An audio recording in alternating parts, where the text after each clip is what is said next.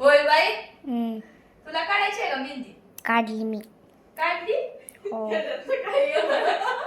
मला दिदू काढायला लागली. काल एका हाताला काढली, ती छाप होता, त्या छाप अशी काढली कशी बशी, मला येते तशी, पण एवढी काय येत नाही. म्हणलं ह्या हाताला दिदू कडनं काढा म्हणून आज काढायचा. हात तर एवढं दुखायला लागलं तर द्या आज मला मेहंदी काढायची, जात दुखायला लागली.